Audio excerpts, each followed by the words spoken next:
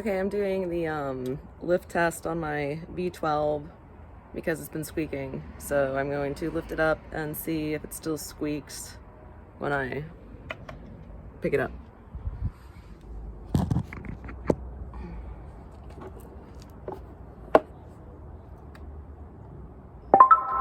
Okay, here we go. I'm gonna do it this way.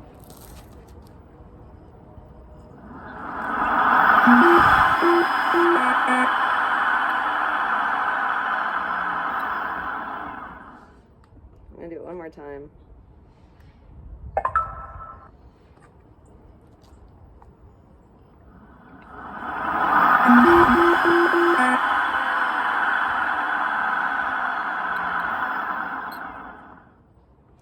I heard it a little bit towards the end there, but that was it.